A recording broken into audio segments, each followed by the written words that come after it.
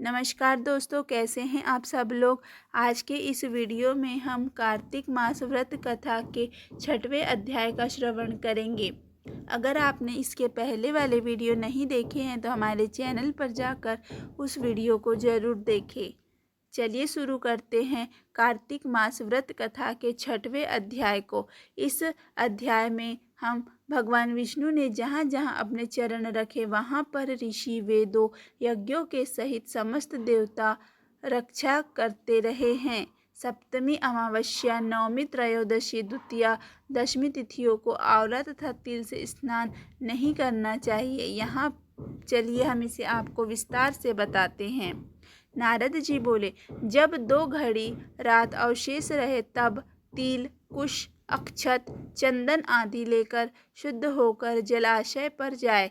नहर की अपेक्षा क्रम से 10 गुना झरना में, झरने से 10 गुना नदी में और नदी से 10 गुना संगम पर स्नान करने से फल कहा है और तीर्थ में स्नान करने से इनका दूना फल कहा गया है।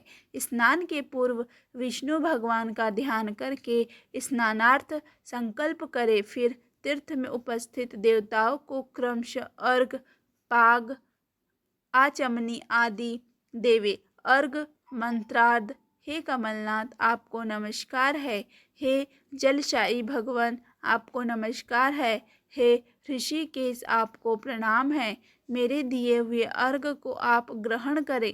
वैकुंठ, प्रयाग तथा बद्रिकारण्य में जहाँ कहीं विष्णु भगवान गए वहाँ विष्णु भगवान ने 3 प्रकार से अपना पैर रखा था। अतएव जहाँ कहीं विष्णु भगवान ने अपना चरण रखा वहाँ पर ऋषि, वेदों, यज्ञों के सहित समस्त देवता मेरी रक्षा करते हैं। हे जनार्दन, हे दामोदर, हे देवेश, आपको प्रसन्न करने के लिए मैं विधिवत कार्तिक में प्रातः स्नान करूँगा। हे दामोदर, मैं आपका ध्यान और आपको प्रणाम करके इस जगह जल में स्नान करने के लिए जा रहा हूँ। आपकी कृपा से मेरे समस्त पाप नष्ट हो जावे।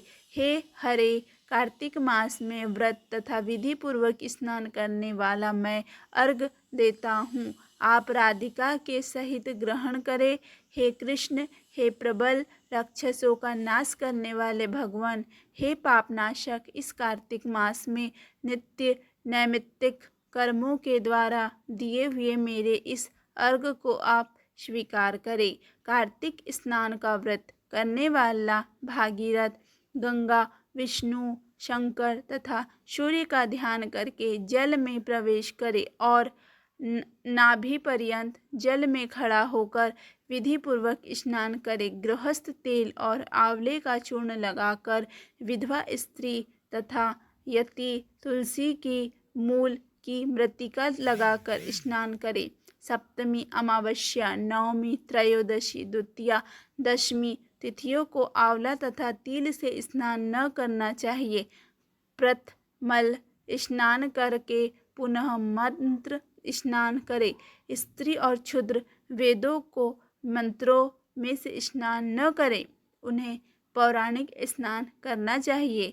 स्नान मंत्र, जिन मंत्रों भगवान ने देवताओं के कार्य के लिए 3 प्रकार का रूप धारण किया था, है ही पापनाशक विष्णु भगवान अपनी कृपा है मुझे पवित्र बनावे।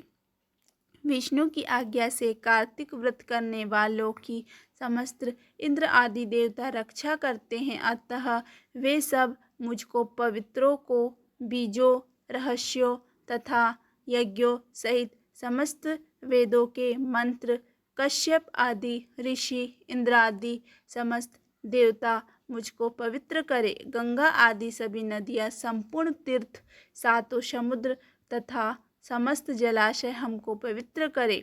अदिति आदि सती नारियाँ, यक्ष, सिद्ध, सर्प, सब औषधियाँ, तीनों लोक, पर्वत मुझे पवित्र करे।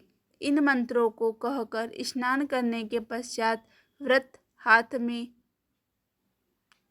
छवि धारण करके देवता, ऋषि, मनुष्य तथा पिता का विधिवत तर्पण करे। कार्तिक मास में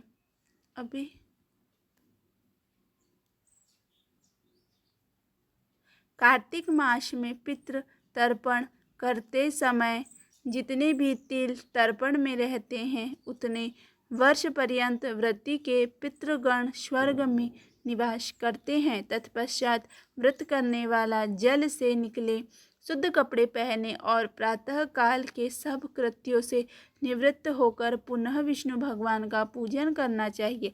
समस्त तीर्थ के संपूर्ण देवताओं का स्मरण करके भक्ति पूर्वक सावधान होकर चंदन फूल और फल सहित विष्णु भगवान को फिर अर्घ देवे। अर्घ मंत्र का अर्थ नियम से पवित्र कार्तिक मास में मैंने स्नान किया है। हे विष्णु भगवान, राधा के साथ आप मेरे दिए अर्घ को ग्रहण करें। अब चंदन फूल और तंबूला आदि से वेदों के पारंगत ब्राह्मणों का श्रद्धापूर्वक पूजन करें और बारंबार अष्टांग प्रणाम करें। ब्राह्मणों के दाहिने पैर में तीर्थ रहते हैं, मुख में वेद और समस्त अंगों में देवतागण निवास करते हैं। ब्राह्मणों की पूजा करने से उन सभी की पूजा हो जाती है।